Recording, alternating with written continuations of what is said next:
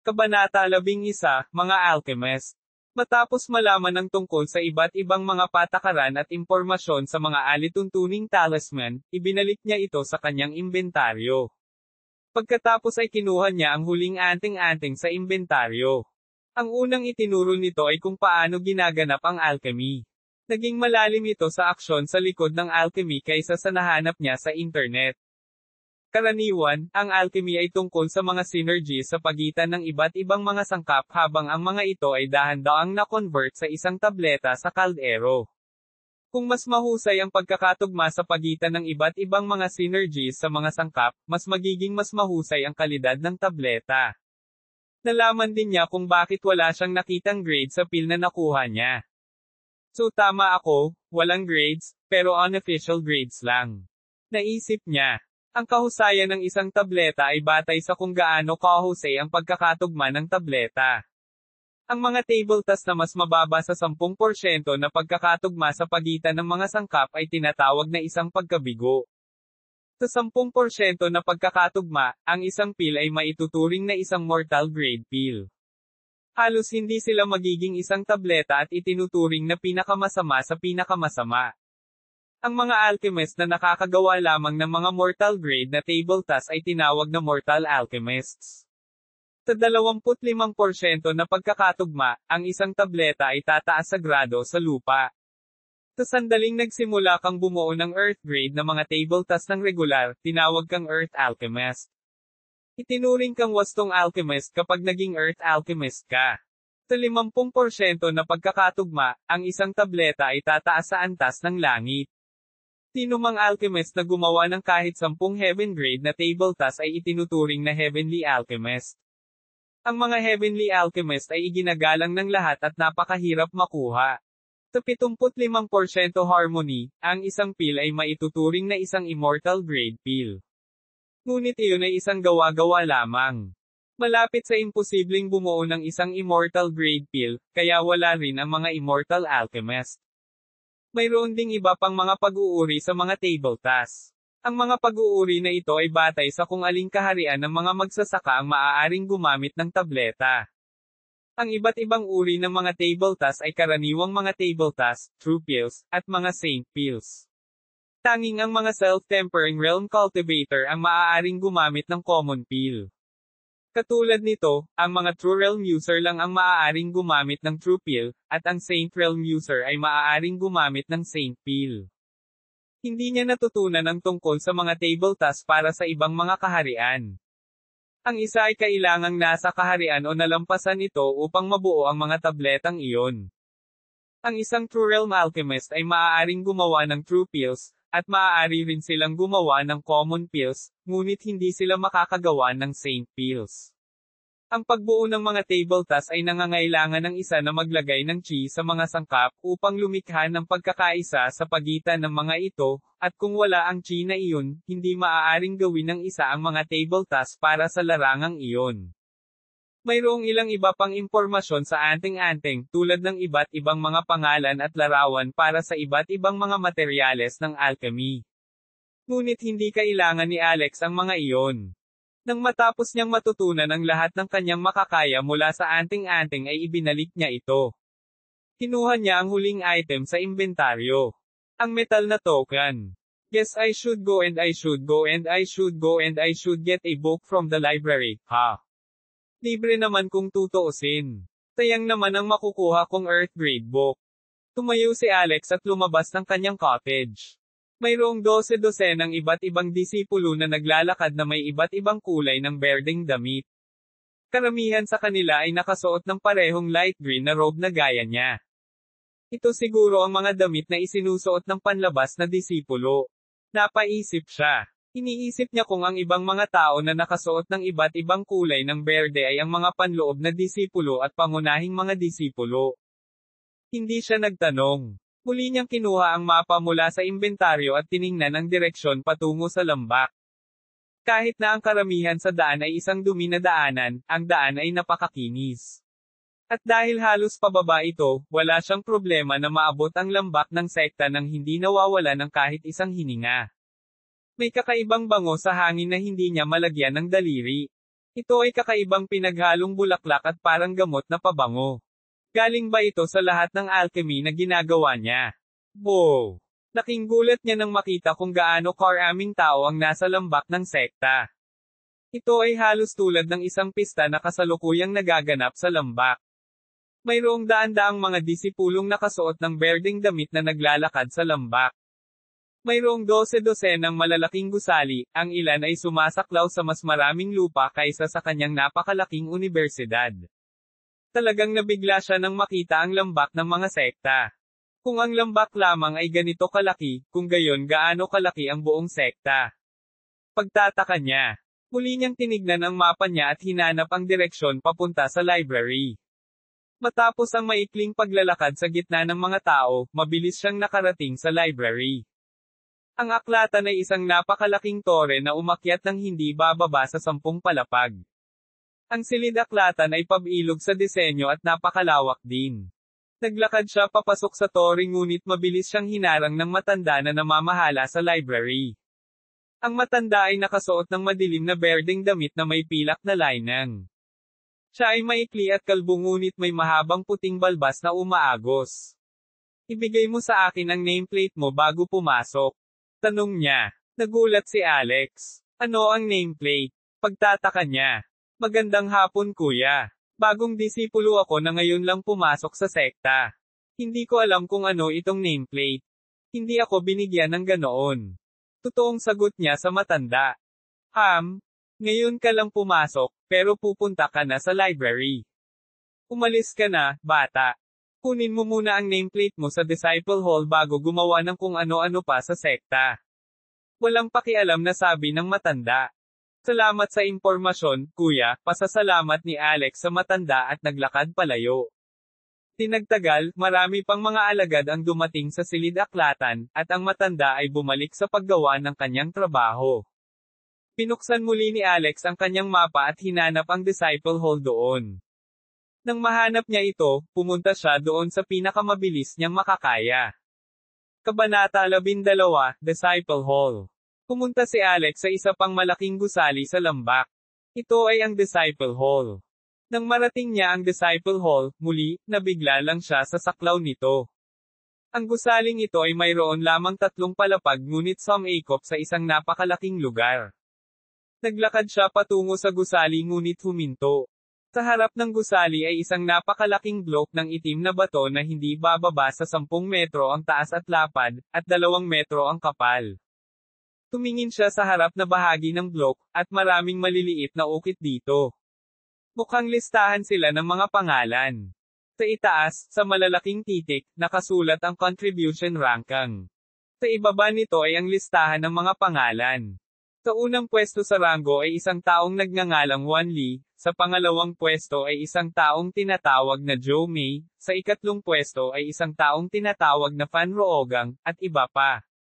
Mayroong posibleng higit sa libu-libong mga pangalan sa blok ng itim na bato. Nangangahulugan ba ang contribution ranking na ito ay isang ranking batay sa kung ilang kontribusyon na puntos ang nakuha ng isang disipulo? Pagtataka niya. Talagang nagulat siya nang makita ang ranking ng mga estudyante sa sekta. Gayunpaman, hindi iyon ang labis na ikinagulat niya. Ang pinaka nakakagulat na bagay sa bahaging ito ng ranggo ay ang patuloy na pag-update. Ang malaking itim na bato ay tila may mahiwagang katangian habang ang mga ranggo sa bato ay patuloy na nagbabago, kahit na binabago ang mga ukit sa mahiwagang paraan. I wonder how they made a stone change form so constantly like that. Ang laro ay talagang kamangha-manghang naisip niya. Matapos tingnan saglit ang listahan ng mga ranggo, naglakad siya papasok sa gate sa Disciple Hall sa likod nito. 12 ng tao ang naglalakad papasok at palabas ng Disciple Hall. Hindi niya alam kung ano ang gagawin niya rito, kaya lumapit siya sa isang elder at nagtanong, "Magandang hapon elder. Bago ako sa sekta at nangangailangan ng nameplate. Gusto mo bang ituro sa akin ang daan?" Ang matanda ay isang babae sa kanyang 40s. Nakasuot siya ng parehong berdeng robe na may pilak na lining gaya ng ginawa ng iba pang matatanda. Mukhang papalabas na siya ng Disciple Hall nang makasalubong siya ni Alex. Bagong alagad. Tinignan niya si Alex ng pataas at pababa at sinabing, pumwesto ka sa linyang iyan at sabihin sa disipulong nagtatrabaho sa silid na kailangan mo. Sabi niya at nag-walk out. Salamat, matanda. Sabi niya kahit umalis na siya at medyo malayo-layo na. Tumayo siya sa isa sa mga linya. Nakita niya ang ilang mas maitim na berdeng nakadamit na mga disipulo na naglalakad pataas at pababa sa hagdan, ngunit wala ni isang alagad na may mapusyaw na berdeng damit na tulad niya ang pumunta doon. Ang mga itaas na palapag ay dapat para sa panloob na mga disipulo ng sekta at mga pangunahing disipulo. Nag-assume siya. Maya-maya, turn na niya na pumasok. Pumasok siya at nakita niya ang isang maliit na kwarto na may isang desk lang. Sa likod ng mesa ay isang alagad na may interes na mukhang medalyon sa kanyang kamay. Gayunpaman, nang mapagtanto ni Alex na ang berde sa kanyang damit ay mas maitim kaysa sa kanya, nagulat siya. Isang panloob na alagad ng sekta.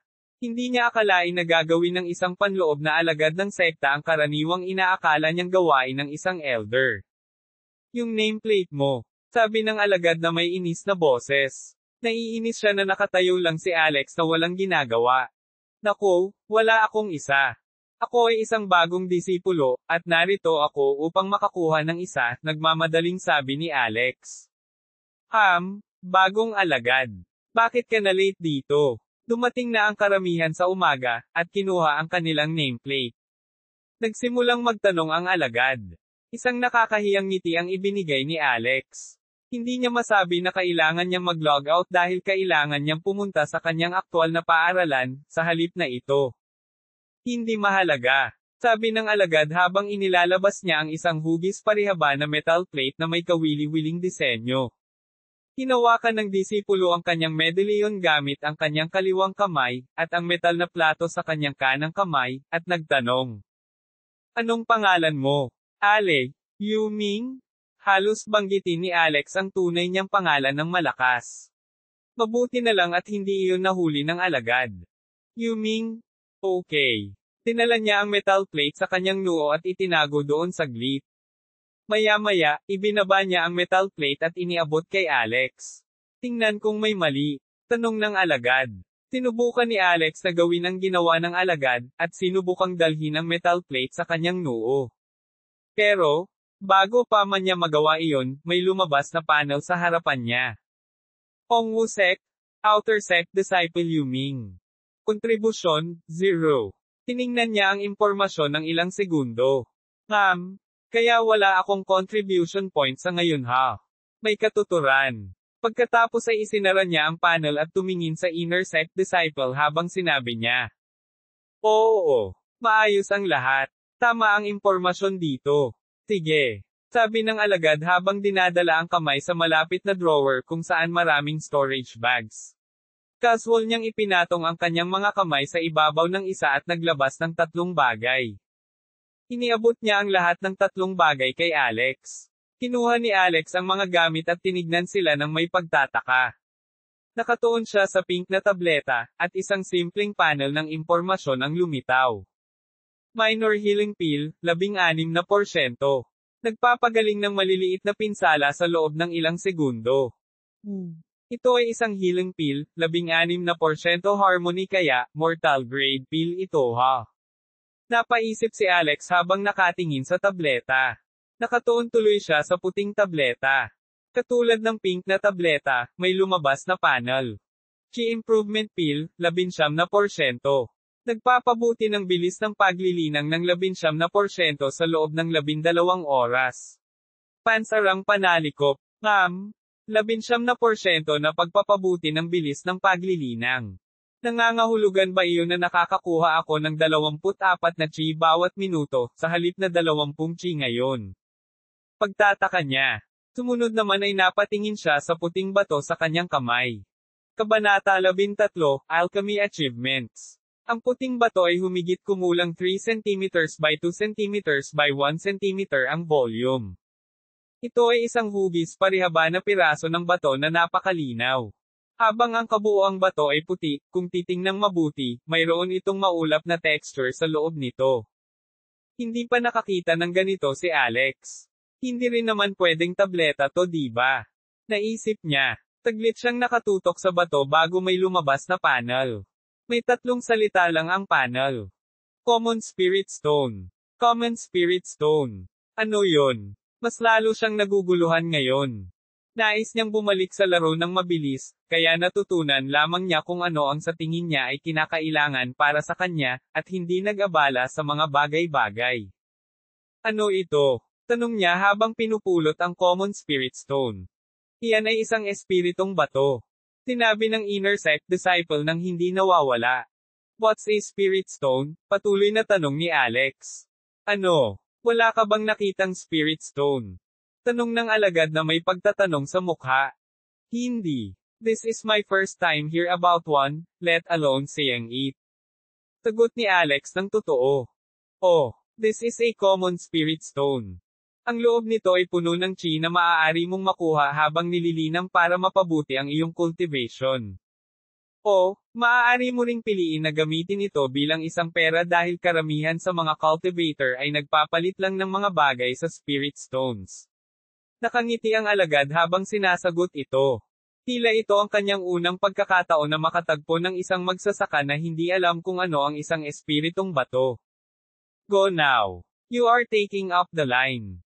Maaari kang bumalik eksaktong 1 buwan mula ngayon para kumuha ng isa pang minor healing pill, chi increasing pill, at isang spirit stone.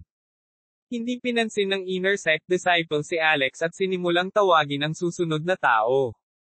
Tahimik na inilagay ni Alex ang 3 item sa kanyang inventaryo. Nagpasalamat siya sa alagad at lumabas ng silid. Ngayong may nameplate na siya, maaari na siyang kumuha ng libro sa library. Kaya naman, dumiretso siya sa library. Palabas pa lang siya ng disciple hall nang may napansin siya. Ito ang malaking itim na bato na nagpapanatili ng ranggo para sa lahat ng mga disipulo sa sekta.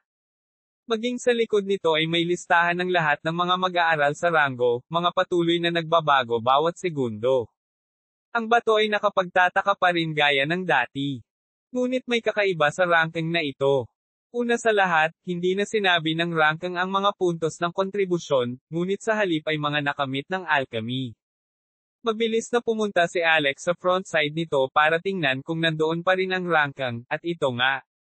Tila ang bato ay nagpakita ng 2 magkaibang ranggo, at na-miss niya ang likuran dahil masyado siyang nagmamadali sa pagpunta sa bulwagan ng mga disipulo. Bumalik siya para tingnan ang mga pangalan sa likod. Si Wan Li ay nasa unang pwesto pa rin, si Zhou Mei ay nasa pangalawang pwesto pa rin, gayunpaman, si Fan Roogang ay wala sa ikatlong pwesto kundi sa halip ay ang ika-4 na pwesto. Ang pangatlong lugar ay sa halip ay inookupahan ng isang nagngangalang Song Zun. Ang pangalang Song Zun ay wala kahit saan sa top 20 na pangalan ng listahan ng kontribusyon. Ito ay ginawa Alex medyo nalilito. Ang terminong alchemy achievements ay napakalabo para malaman ni Alex kung ano ang batayan ng mga ranggo. Guess I will learn it later, naisip niya at nagpas siyang pumunta sa library. Nang aalis na sana siya ay may nahadjop siyang pangalan. Yuming. Maya-maya, umalis na siya.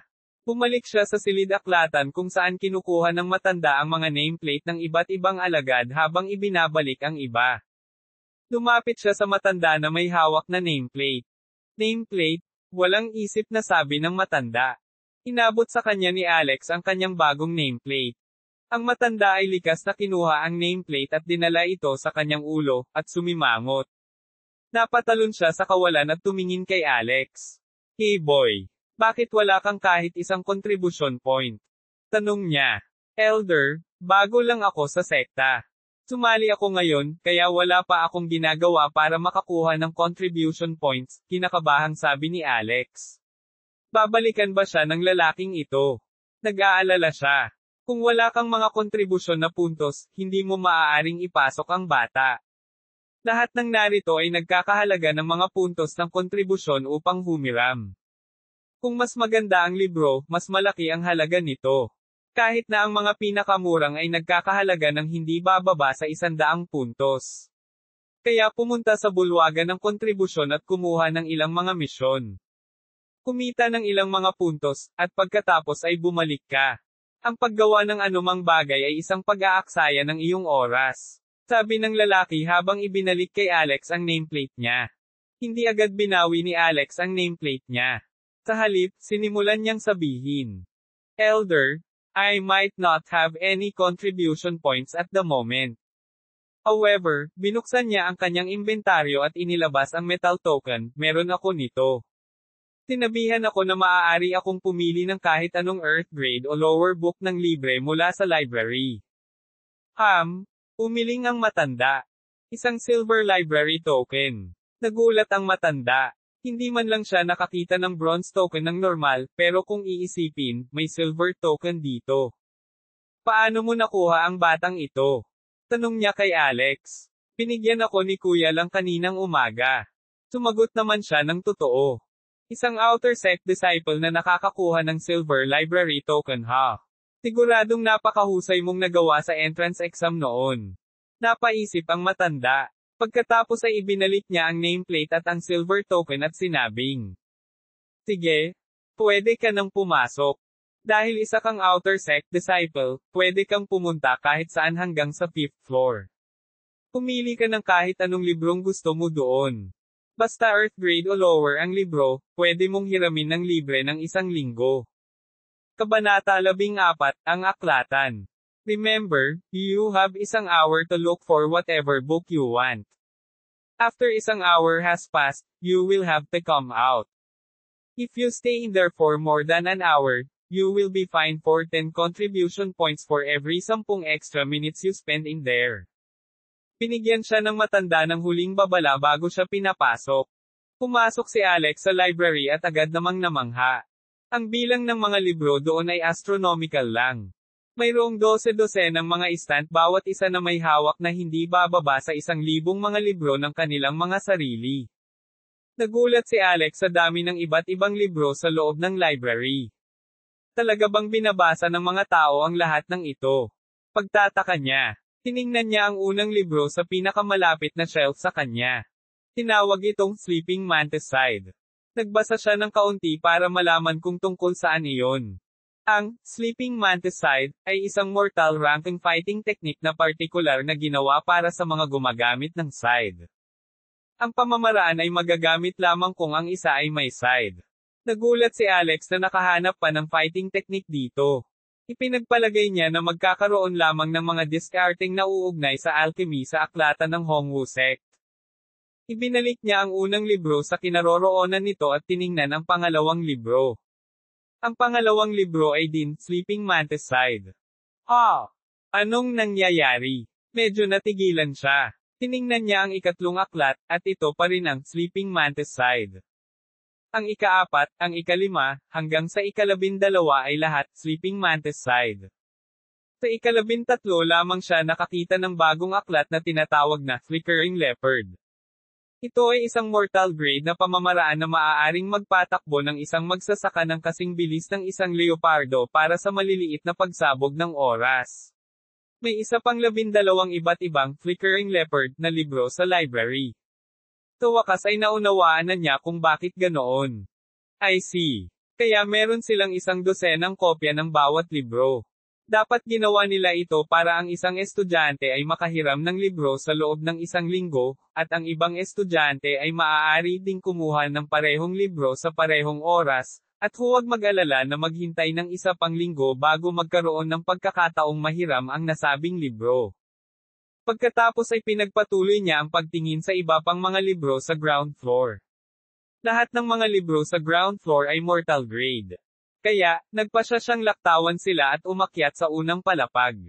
Ang unang palapag ay may ilang magagandang pamamaraan, ngunit lahat sila ay nasa mortal na grado pa rin. Wala bang techniques para sa alchemy dito? Bakit lahat ng libro ay may kinalaman sa pakikipaglaban? Pagtataka niya. Gusto niyang matuto ng alchemy, pero kahit papaano ay sa library lang siya makakahanap ng mga battle technique. Sa wakas, sa ikalawang palapag niya nakita ang kanyang unang alchemy technique. Isa itong mortal grade technique na tinatawag na Swirling Mists technique. Nakatuon ito sa paglipat ng mga sangkap sa loob ng kaldero sa isang spiral na paraan bago ay condensed ang mga ito upang bumuo ng isang tableta. Ang pamamaraan ay naramdaman na mahirap, at hindi gaanong kapaki-pakinabang kay Alex. Ito ay walang iba kundi isang magarbong paraan ng pagbuo ng mga table tasks, at hindi masyadong nakakatulong sa buong alchemy mismo. Iniwan niya ang teknik kung nasaan ito at naglakad-lakad sa second floor na naghahanap ng iba pang iba't ibang alchemy techniques.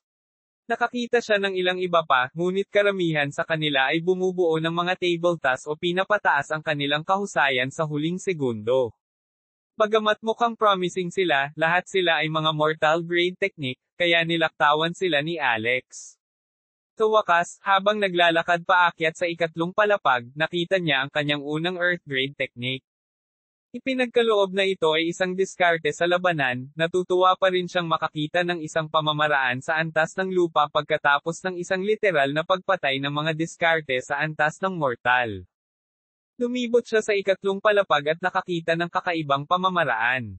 Ang teknik ay isang mortal grade technique, ngunit, ito ay hindi isang battle technique o isang alchemy-related technique. Ito ay talagang isang pamamaraan sa pagbuo ng pagbuo. Pinasa niya ito ng may partikular na interes. Ang forma sayon ay tinawag na Chi Gathering Formation. Ang tungkulin nito ay tipunin ang chi mula sa mga spirit stone na inilagay sa loob ng formation patungo sa isang lugar at gawin itong maraming beses na mas mabilis para sa cultivator na sumipsip ng chi sa kanila. Nagustuhan ni Alex ang ideya ng pagkakaroon ng formation technique, ngunit kailangan muna niyang kumuha ng alchemy technique. I should earn a bunch of contribution points and come back to get this box, sabi niya sa sarili. Naghanap siya ng iba pang libro. Nakakita siya ng isa pang kakaibang libro. Sa pagkakataong ito ay isang artifact refining technique. Bagamat nagbebenta ang mga artifact at pati na rin ang mga table tasks sa labas ng mundo, pipili pa rin si Alex ng isang alchemy book sa ngayon. Pagkatapos makakuha ng alchemy technique, at makapasok sa isang alchemy-focused sect, magiging biro kung magpasya siyang matuto ng artifact refining technique dito. Wala siyang mahanap na magandang teknik sa ikatlong palapag, kaya umakyat siya sa ikaapat na palapag. Ito ang huling palapag na pinayagan siyang makapasok. Kung wala rin siyang mahanap na magandang teknik dito, kailangan niyang umalis na walang dala. Ang kanyang isang oras ay malapit ng magising, kaya dali-dali siyang nagsimulang maghanap ng magagandang pamamaraan ng alchemy. Karamihan kung hindi lahat ng mga diskarte sa ikaapat na palapag ay nasa grade ground, kaya hindi niya kailangang mag-alala tungkol sa pagkuha ng isang mababang grade na pamamaraan. Hinanap at hinanap niya, ngunit wala siyang mahanap na nasisiyahan siya. Sa wakas, nakahanap siya ng isang ngunit ito ay isang mortal grade technique. Akmang lalaktawan niya ito, ngunit tumigil siya. Isa itong mortal grade technique, pero simple lang ang dahilan kung bakit interesado si Alex. Pinasa niya ang pangalan ng mga diskarte. Flame Mastery Scripture. Grade Mortal. Paglago. Iyon lang. Katulad ng kanyang kamanghamanghang mortal grade, Alchemy God's Knowledge Technique, isa rin itong growth type technique. Kabanata 15, Flame Mastery Scripture. Flame Mastery Scripture. Marka, mortal, paglago. Malayang kontrolin ang apoy ayon sa gusto mo. Pinasa ni Alex ang panel na bumungad sa kanyang harapan. Ang pisikal na libro mismo ay binanggit lamang ang pamamaraan na nasa mortal grade. Gayunpaman, nang tingnan niya ito sa pamamagitan ng system, talagang binanggit nito ang isang elemento ng paglago kasama din ang grado. Ang kanyang teknik ay hindi pa lumampas sa antas isa kaya hindi pa rin niya alam kung ano ang eksaktong ginawa ng paglago sa mga pamamaraan, ngunit kung susuriin niya kung gaano kahusay ang Alchemy God's Knowledge, ang Flame Mastery Scripture, ay magiging isang mahusay na pamamaraan. Isang oras na ang nakakalipas simula nang pumasok siya dito. Kaya, kinuha niya ang Flame Mastery Scripture, at umalis sa ikaapat na palapag. Hindi nagtagal ay nakarating na siya sa entrance ng library. Pumunta siya sa elder at sinabing, "Elder, gusto kong dalhin ito." Tinala niya ang banal na kasulatan at ibinigay ito sa elder. Kinuha ng matanda ang libro at tiningnan ito ng ilang segundo. Nagulat siya. Nilinggan niya si Alex at nagtanong, "Sigurado ka bang gusto mo ito? Kung naubusan ka na ng oras, maaari kang bumalik bukas para tingnan ang higit pa." Hindi niya akalain na maglalabas talaga si Alex ng mortal grade technique kapag malaya siyang pumili ng kahit anong earth grade technique. It's an okay elder. Hindi ako naubusan ng oras. I chose to take it. Pinilit ni Alex na kunin ang libro. Very well then. I guess this is not a bad book. It's at least one of the better ones in the mortal grade. Lalo na't magagamit mo ito sa parehong alchemy at battle. Sabi ng matanda. Alam ko na. Kaya ko talaga magagamit ito para sa dalawa. Naisip niya. Sige, ibigay mo sa akin ang iyong token, at nameplate. Sabi ng matanda habang inilabas ang kanyang mga kamay. Pinuksan ni Alex ang kanyang inventaryo at kinuha ang parehong token at nameplate. Pagkatapos ay ibinigay niya ito sa matanda. Kinuha ng matanda ang nameplate sa kanyang ulo at ipinikit ang kanyang mga mata.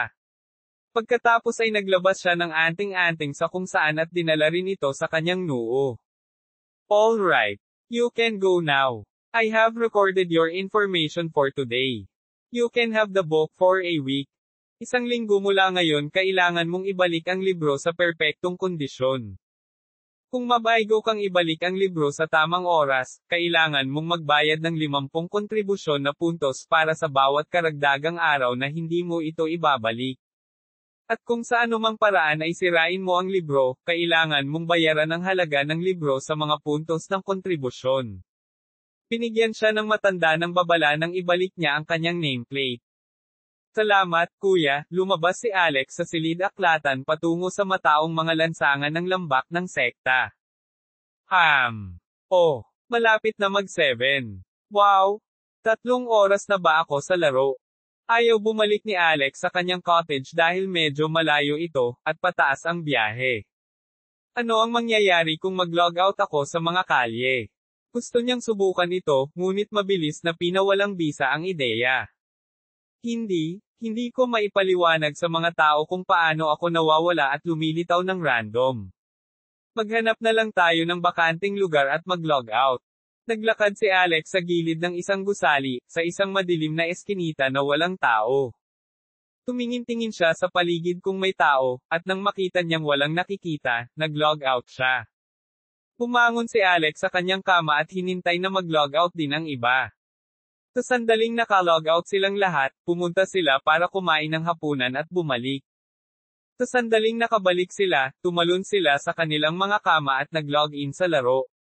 Hindi rin nagdalawang isip si Alex. Sa sandaling naka-log in siya ay natagpuan niya ang kanyang sarili sa parehong madilim na eskinita kung saan siya nag-log out.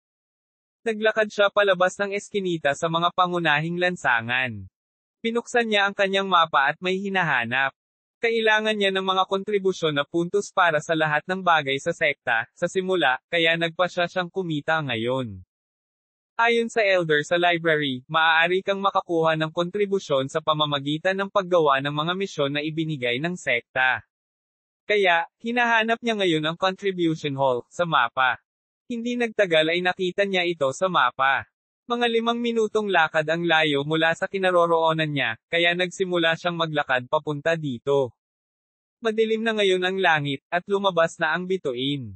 Medyo nasa itaas din ng abot tanaw ang buwan.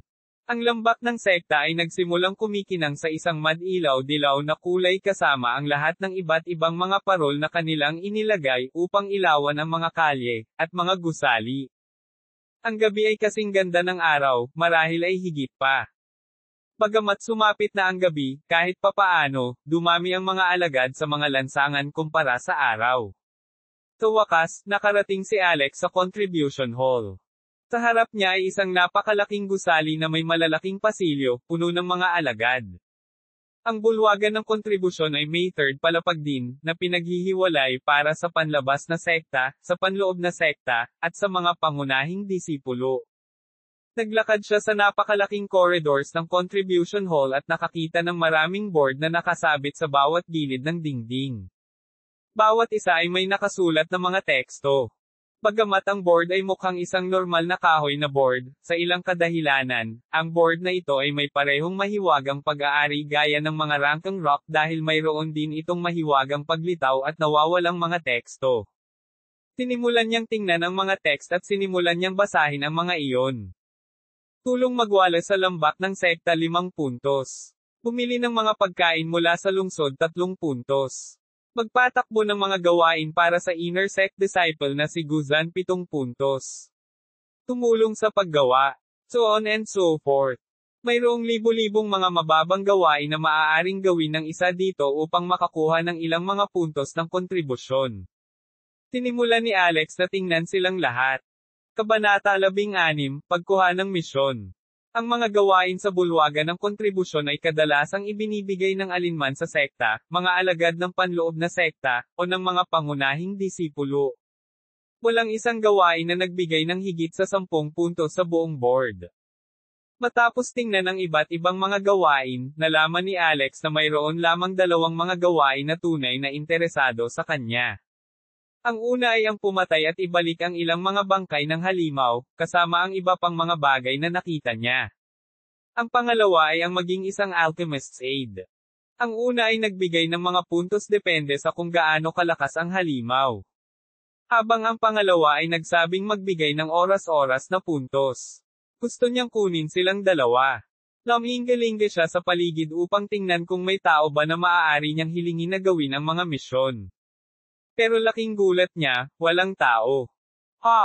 Paano ko gagawin ang mga misyon? Pagtataka niya. Tumingin siya sa paligid upang tingnan kung ano ang ginagawa ng ibang mga alagad. Karamihan sa kanila ay nakatayo lang malapit sa mga board na walang ginagawa. Maya-maya ay aalis na sila na lalong ikinalito ni Alex. Pinatigil niya ang isa sa mga alagad na aalis, at tinanong sila. Hello kuya. Can you please tell me how I can take these missions? Ang disipulo ay tumingin sa likod, at nagtanong sa isang nalilitong paraan, ito ba ang iyong unang pagkakataon? Oo, ngayon lang ako sumali sa sekta, walang pag-aalinlangan na sagot ni Alex. Nako, napakadali lang. Kunin mo ang nameplate mo at ilagay sa isa sa mga may hawak doon. Maaari kang pumili ng hanggang 3 misyon na dadalhin ng sabay-sabay. Sumagot ang alagad at umalis. Tumingin ulit si Alex sa board, at sa pagkakataong ito ay nakakita ng maraming parihabang cutout sa ibaba ng board. Yung mga indentation ba para sa nameplate? Naisip niya. Lumapit siya sa isa sa mga nakabukas at inilagay doon ang kanyang nameplate. Biglang may lumabas na panel sa harap niya kasama ang lahat ng iba't ibang gawain sa board. Gayunpaman, sa ilang kadahilanan, wala sa 2 gawain na gusto niyang gawin ang nasa listahan ng gawain. Anong nangyayari? Pagtataka niya. Naghanap pa siya ng ilang minuto, pero wala pa rin siyang makita. Nalilito siyang nagpasya na magtanong muli sa isang tao. Pinigilan niya ang isang babaeng alagad na kalalabas lang at tinanong. Hello ate, pwede magtanong. Ang batang babae ay tila isang panlabas na alagad ng sekta ngunit may isang hangin ng gila sa kanya. Mukhang hindi siya gaanong mas matanda sa kanya ngunit tila napaka-mature para sa kanyang edad. Anong gusto mong itanong Kuya Junior? Tanong niya. You see? I wanted to take those 2 missions, but I can't find them anywhere when I put my nameplate in the carvings. Can you tell me what's wrong? Tanong niya sabay turo sa 2 misyon na gusto niyang gawin. Lumingon siya para tingnan kung ano ang 2 misyon na gusto niyang gawin. Nang sa wakas ay nakita niya ang 2 gawain, natawa siya ng bahagya. Of course, hindi mo sila mahahanap, junior brother, they are permanent mission after all. Sabi niya na parang bagay lang ang impormasyong ibinigay niya. Permanent. Parang nalilito siya. Ano? Don't tell me hindi ka pa nakakita ng permanenteng misyon. Tanong niya. Oras na para magulat siya. Bago lang ako sa sekta kaya hindi ko alam ang ibig sabihin nun ate. Sabi niya. Naku, pasensya na. Ang mga permanenteng misyon ay nangangahulugan lamang na kahit sino ay maaaring makakuha ng mga puntos mula sa kanila, at hindi mo kailangang kunin ang mga misyon dito.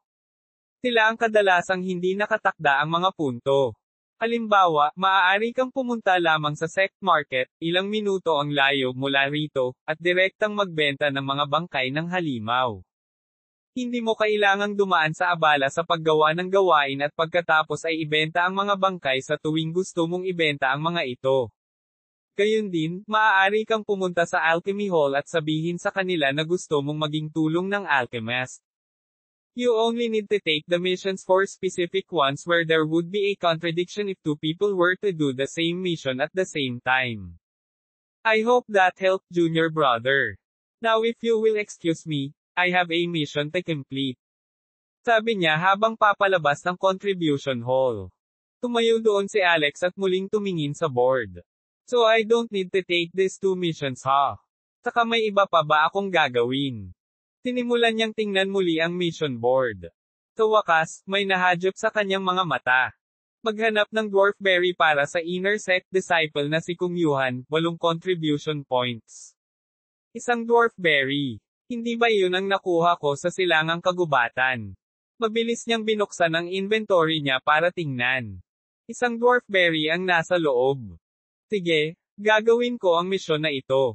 Ibinalik niya ang kanyang nameplate sa mga ukit ng mission board at mabilis na nag-navigate sa maraming misyon upang mahanap ang partikular na misyon na ito.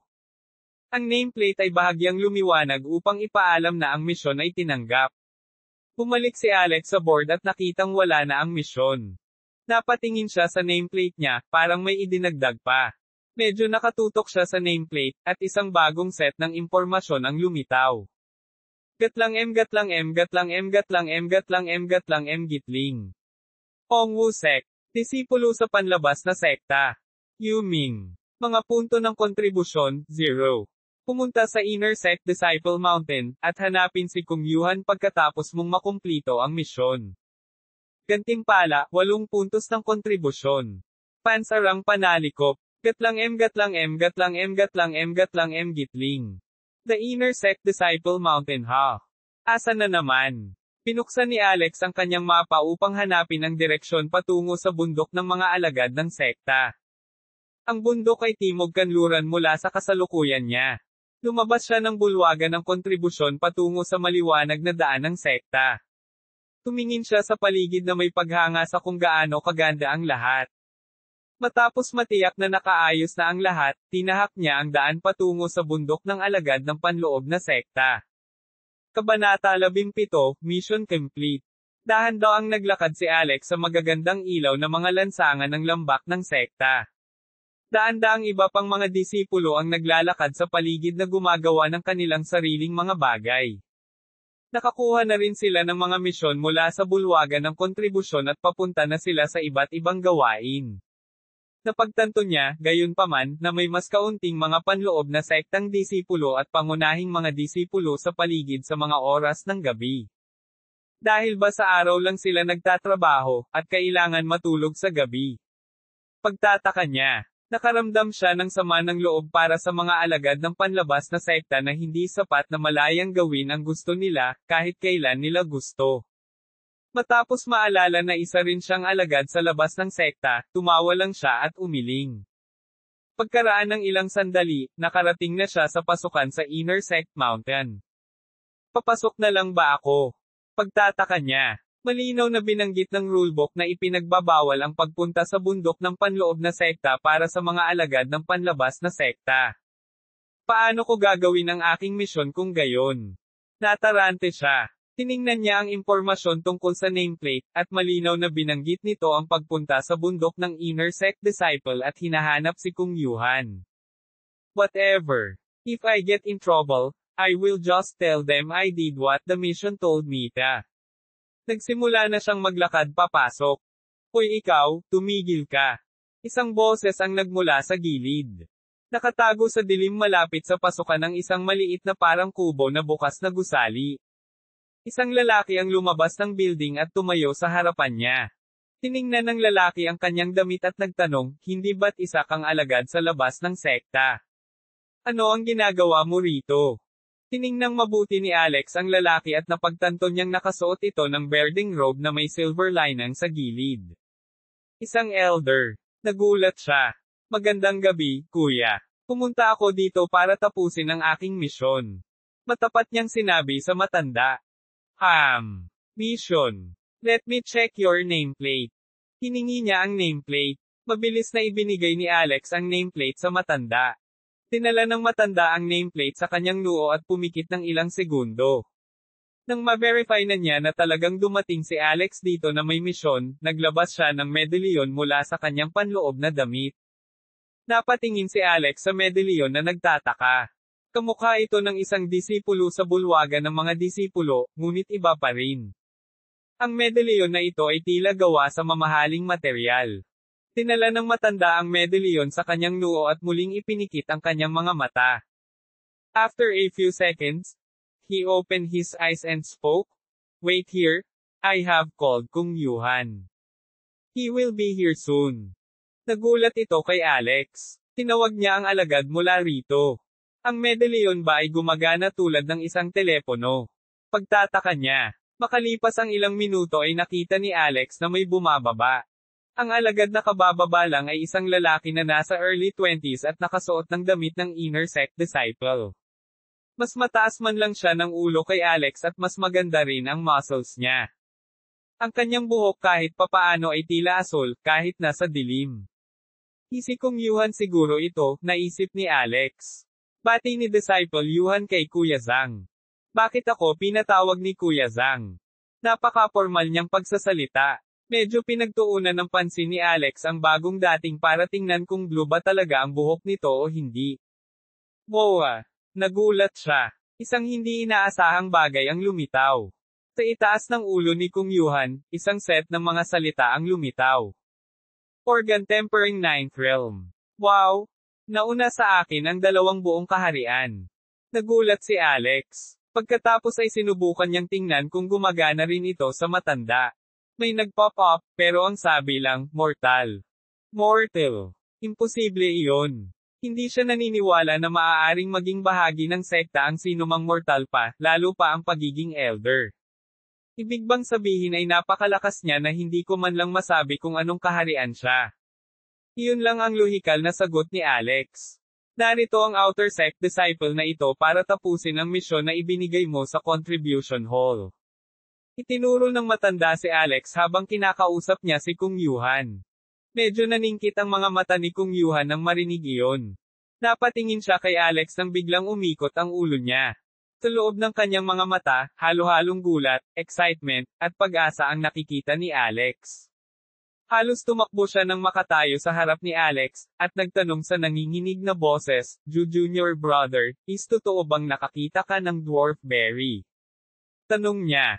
Hindi inaasahan ni Alex na ang isang inner sect disciple ay magiging ganito kasabik para sa isang bagay na tumubo sa malapit na kagubatan. Inilabas niya ang berry mula sa kanyang inventaryo at ibinigay kay Kung Yuhan. Kuya Kung, sana ito na ang hinahanap mo. Napatingin si Kung Yuhan sa berry sa kanyang kamay na walang pag-iisip. Maya-maya lang ay natauhan na siya kung ano ang hawak niya. Oo. Ito mismo ang hinahanap ko. Masayang sabi niya. Isang 10 taong gulang na dwarf berry. Tila hindi inaasahan ni Kung Yuhan ang isang matandang berry. Dahan-dahan siyang naglakad pabalik sa kanilang bahay. Disciple Kung. Isang mahigpit na boses ang nagmula sa gilid na nagpatalsik kay Kung Yuhan sa kanyang ulirat. Oo kuya. Tanong niya sa matanda. May hindi ka ba nakakalimutan? Sabi ng matanda habang sumenya sa nakatayong si Alex. Lumingon sa likod si Kung Yuhan at agad na humingi ng tawad. I'm so sorry, junior disciple. I was so happy to get the berry, na nakalimutan ko ang ugali ko. Here, give me your nameplate. Let me pay you for the berry. Inabot ni Alex ang nameplate niya. Kinuha ni Kung Yuhan ang kanyang sariling nameplate at pinagsama ang mga ito, at idiniin sa kanyang ulo. Maya-maya, ibinalik niya sa kanya ang nameplate ni Alex. Tiningnan ni Alex ang nameplate. Ongwu Sect, Outer Sect Disciple, Yuming. Mga punto ng kontribusyon, 10. Kuya Kung, parang may second puntos pa kaysa sa reward sa misyon. Sabi niya. Intentional iyon. Halos isang buwan na ang nakalipas. I was put up that mission almost a month ago. I was stuck in a bottleneck forever and needed a 2-year-old berry. They were very hard to come by. However, you brought me one? That to a 10-year-old berry. Of course, I am going to give you a little extra. Tandang padamdam. Kabanata 18, Flame Mastery Practice. Nakatayo doon si Alex na tulala na nakatingin sa 10 punto sa kanyang nameplate. Ang isang panlabas na alagad ng sekta ay kinakailangang kumita ng hindi bababa sa 20 puntos bawat linggo. Kumita siya ng 10 sa wala pang isang oras. Magandang gabi po kuya. Aniya habang iniiwan ang bundok pabalik sa lambak ng sekta. Sa daan, nagsimula siyang magtaka. Makakakuha pa ba ako ng ilang puntos? O kailangan ko bang matutunan ang pamamaraan ng pagkontrol ng apoy na nakuha ko mula sa silid-aklatan? Nasa dilema siya. Mayroon na akong ilang kontribusyon, maaaring mas kapaki-pakinabang na magkaroon ng kahit isang pamamaraan bago ako tumulong sa sinumang alchemist. Alright. That settles it then. Pag-aaralan ko ang flame controlling technique. Sabi niya at nagsimulang maglakad pabalik sa kanyang cottage sa bundok ng Outer Sect Disciple. Hindi nagtagal ay nakarating siya sa kanyang cottage at binuksan ang kanyang pinto. Laking gulat niya nang may liwanag sa loob ng kanyang cottage. May pumasok ba? Pagtataka niya. May isang parol na nakasabit sa gitna ng bakanting silid na nagbibigay liwanag sa kanyang silid sa kumikislap na liwanag. Walang tao sa loob. Sino ang nagsindi ng parol? Naisip niya. Umupo siya sa kanyang maliit na kama at kinuha ang pamamaraan mula sa kanyang inventaryo. Muli niya itong nilingon. Flame Mastery Scripture. Habang nakatutok pa siya sa libro, may lumabas na panel. Gusto mo bang matuto? Katutubo niyang itinaas ang kanyang mga kamay upang i-click ang pinjutang matuto, ngunit huminto. Wait, ano ang mangyayari kung matutunan ko ito? Nawawala ba ang libro ko? Ang bawat pamamaraan at pamamaraan ng paglilinang na natutunan niya hanggang sa puntong ito ay mula sa inventaryo. At pagkatapos malaman ang mga ito, ang pinagmulan ay palaging nawawala. Nagsimula siyang mag-alala. Kung talagang nawala sa kanya ang libro, kailangan niyang magbayad ng napakalaking halaga ng multa sa sekta sa anyo ng mga kontribusyon na puntos. Hindi niya gusto iyon. Bakit hindi ko ito matutunan tulad ng iba kung gayon? Pinuksan niya ang libro at sinimulang basahin. Ang libro ay tila nakasulat sa hindi karapat-dapat na mga alpabeto, ngunit sa ilang kadahilanan, nang makita niya ito, naunawaan niya ang ibig sabihin ng mga ito. Sa katunayan, ang pagbabasa ng mga hindi karapat-dapat na salitang ito ay mas mabilis sa kanyang opinyon. Sa loob ng 15 minuto, natapos niyang basahin ang buong libro. Tiningnan ni Alex ang buo na libro sa kanyang kamay at nakahinga ng maluwag. Salamat sa Diyos na gumana. Techniques, sabi niya nang bumukas sa harap niya ang isang panel ng mga natutunang teknik na may second item sa loob nito. Ang una ay malinaw na ang Alchemy God's Knowledge. Ang pangalawa ay ang bagong idinagdag na Flame Mastery Scripture. Pinindot niya ito at binuksan ang paglalarawan nito. Flame Mastery Scripture, Level 1. Marka, Mortal, Paglago. Antas 1. Naka-unlock malayang makontrol ang umiiral na apoy at maimpluwensyahan ang temperatura nito. Nakalock ang Level 2. Hindi pa niya natutunan kung paano siya mag-level up ng isang kasanayan. Tiningnan niya ang paglalarawan at napagtanto na kailangan niya ng apoy upang makontrol ito sa unang lugar. Sa kabutihang palad, ang apoy ay nasa lahat ng dako sa gabi. Ang lahat ng mga parol sa paligid ng sekta ay sinindihan ng apoy. Ganun din sa parol sa kwarto niya. Tumayo siya at dahan-dahang ibinaba ang parol mula sa napakababang kisame. Inilagay niya ito sa lupa at tinanggal ang saplot ng parol. Sa loob ay isang metal plate na may ball ang apoy na lumulutang sa ibabaw nito. Wow! Paano ito gumagana? Pagtataka niya. Maraming mahiwagang bagay sa sekta, at masaya siyang makita ang mga ito.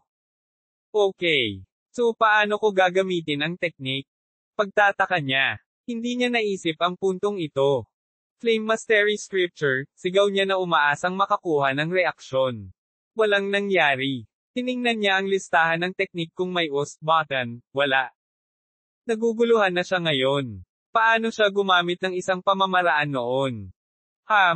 Kung ang mga developer ay talagang nagpunta para sa mas maraming realismo sa laro hanggat maaari, kung gayon walang paraan ang paggamit ng isang pamamaraan ay dapat na napakasimple.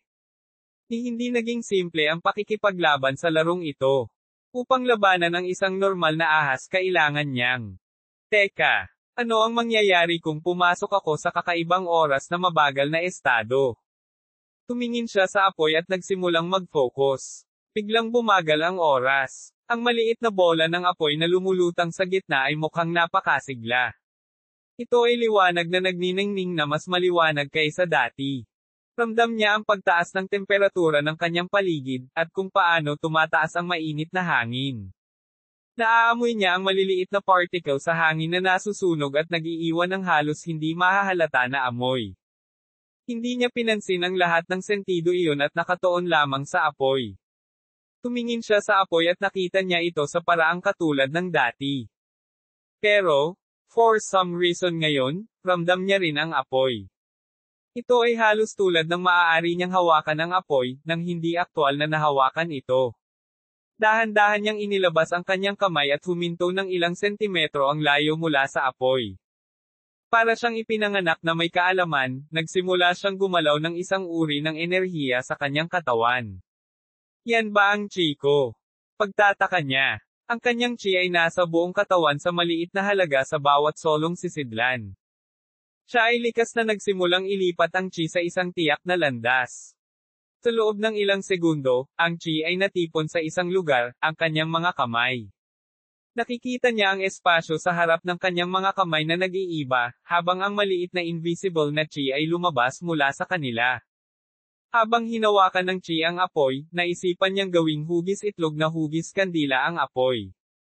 Na parang naiintindihan ng kanyang mga utos, ang apoy ay unti-unting nagsimulang magbago ang anyo nito. Nagsimula itong umikot at umikot hanggang sa tuluyang huminto sa hugis itlog na hugis ng apoy ng kandila. Kabanata 11, higit pang pagsasanay. Tumingin si Alex sa oval na apoy at naisip, ginawa ko ba ito? Bigla, nawala ang kanyang konsentrasyon, at ang hugis itlog na apoy ay bumalik sa pagiging isang bola ng apoy. Oh, I think that was it. Let's try once more. Sinubukan niyang gawin ito ng isang beses. Bumalik siya sa bumagal na estado ng oras at nagsimulang maramdaman ang lahat ng chi sa loob ng kanyang katawan. Ginalaw niya ang chi ayon sa kinakailangan ng pamamaraan hanggang sa lumabas ito sa kanyang mga palad. Habang ang hindi nakikitang chi ay hinawakan ng apoy, kailangan niyang isipin kung ano ang gusto niyang gawin sa apoy at mangyayari ito. Sa ngayon, maaari lamang niyang baguhin ang hugis ng apoy. Ang pagbabagong iyon ay tumagal din ng humigit kumulang 5 segundo upang makumplito. Dahan-dahan niya itong ginawa, hanggang sa mapalitan niya ang mga hugis sa loob ng 2 segundo.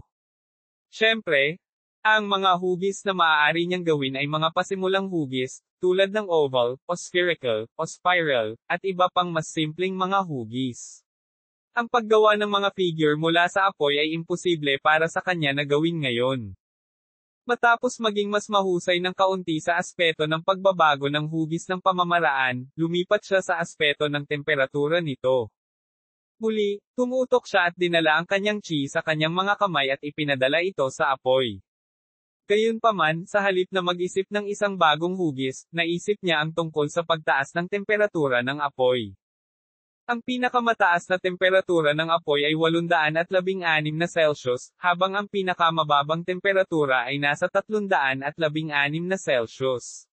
Sa anumang paraan ay katutubo niyang nasasabi ang temperatura ng apoy. Hindi siya sigurado kung nakuha niya ang kakayahang ito mula sa Alchemy God's Knowledge, o Flame Mastery Scripture. Kung kailangan niyang hulaan niya ang pangalawa. Naisip niyang pataasin ang pinakamababang temperatura, at babaan ang pinakamataas na temperatura upang ang temperatura ay maging pare-parehong 500 Celsius sa lahat ng dako. Ang mga minutong pagkakaiba ng kulay sa apoy ay biglang naging matatag na kulay na walang pagbabago. Ang apoy ay tumigil din sa pabago-bagong temperatura dahil naging steady na ito sa 500 C. Naramdaman niya ito. Nagtagumpay siya. Mabilis siyang nag-focus pabalik at hindi hinayaang mag-alinlangan ang kanyang konsentrasyon. Dahan-dahan niyang pinalitan ang temperatura. Pinababa niya ang temperatura ng apoy sa 300 C. Nagtagumpay siya dito. Pagkatapos ay pinataas niya ang temperatura sa 900 C. Nagtagumpay din siya doon. Ibinalik niya ang temperatura sa 500 C. Ngayon, sinubukan niyang baguhin ang hugis ng apoy, habang pinananatiling pare-pareho ang temperatura. Sinubukan niyang gawing spiral ang apoy ngunit mabilis na nawalan ng kontrol sa temperatura. Sa sandaling ibinalik niya ang kanyang konsentrasyon sa temperatura, nawalan siya ng kontrol sa hugis ng apoy. Ang paggawa ng pareho ng sabay-sabay ay magiging napakahirap, hindi ba? Naisip niya. Dahan-dahan siyang nagsimulang magsanay. Sa pamamagitan ng maraming pagkabigo, sa wakas ay naging matagumpay siya sa pagbuo ng kanyang unang oval na apoy na may 500 Celsius. Isang oras siyang nag-practice. Nasanay na siya sa pamamaraan. Isang oras pa siyang nag-practice, gumagaling na siya sa teknik. Sa ikatlong oras, maaari niyang baguhin ang hugis at temperatura sa anumang gusto niya sa loob ng ilang segundo. Bagamat wala siyang magagawa sa hugis, nakakagawa pa rin siya ng maraming geometrical figure nang walang problema. Sinubukan niyang kontrolin muli ang apoy. Sinubukan niyang ilipat ang kanyang chi sa kanyang mga kamay ngunit napagtanto niyang hindi na niya kaya. Wala na siyang chi.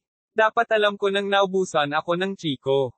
Naisip niya. Hindi tulad ng kanyang labis na chi, ang kanyang normal na dami ng chi ay hindi ipinapakita ng system, at kailangan niya malaman kung kailan siya puno o kulang dito sa pamamagitan lamang ng pakiramdam nito. Inilagay niya ang takip sa parol at isinabot muli ang parol sa kisame.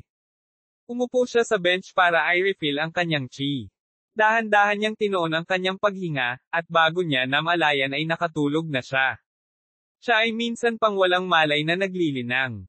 Gayunpaman, hindi siya agad nagsimulang mangolekta ng chi sa pagkakataong ito.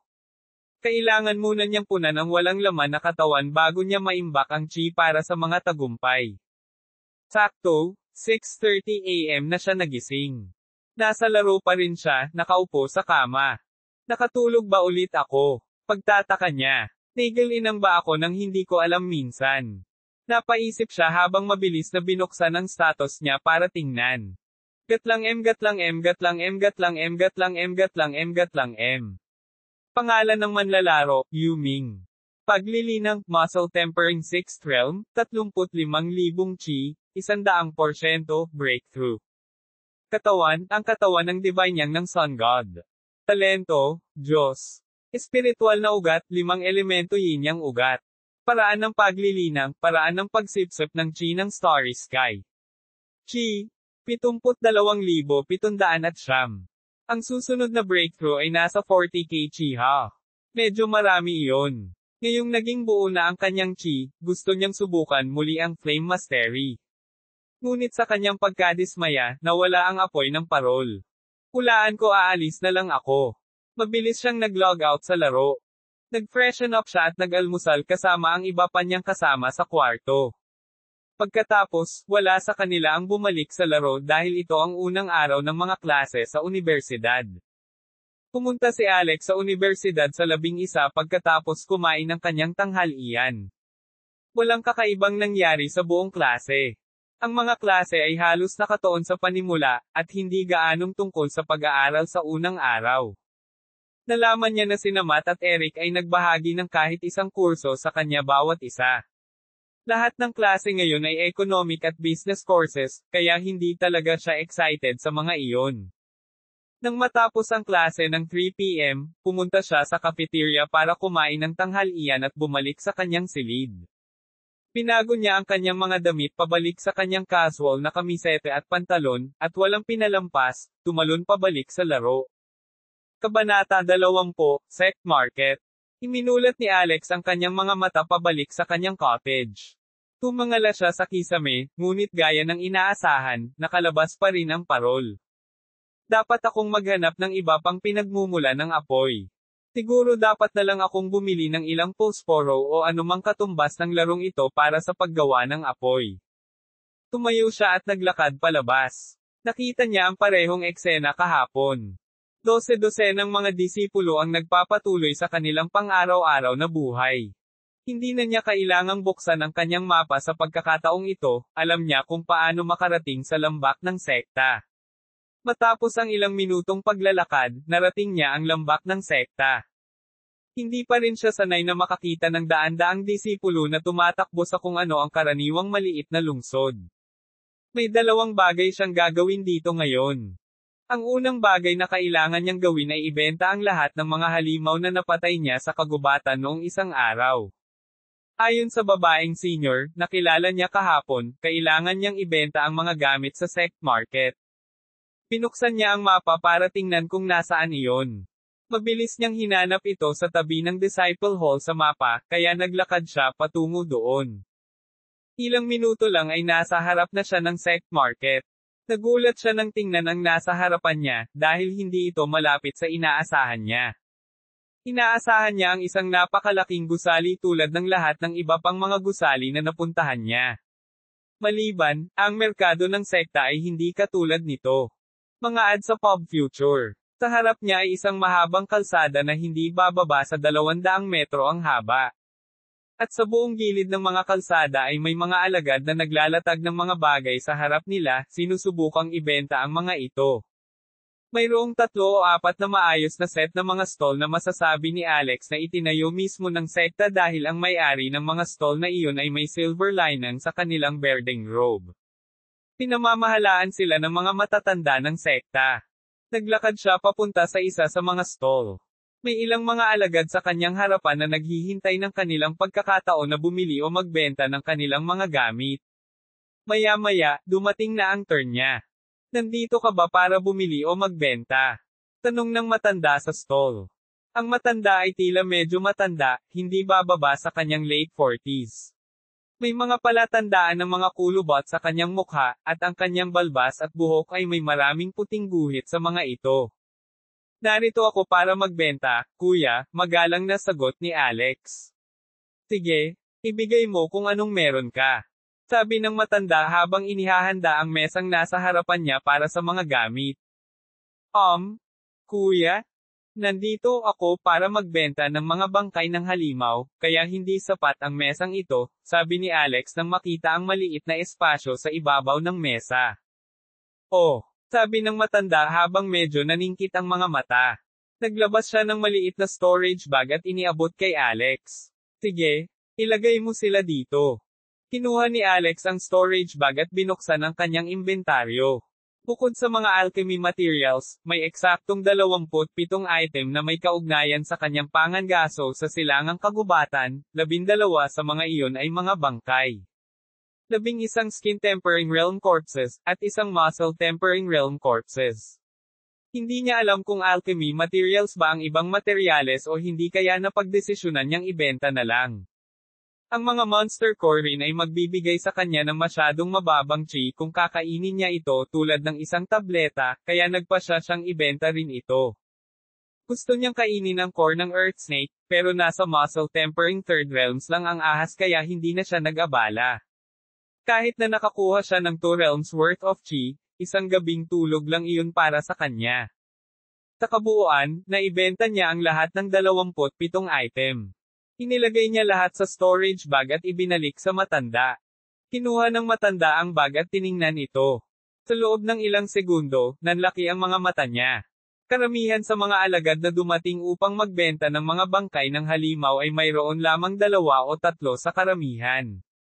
Dahil ang sekta ay nakatuon sa alchemy, ang mga disipulo ay karaniwang hindi nag-abala sa pagpatay ng mga halimaw at bumili na lamang ng mga materyales.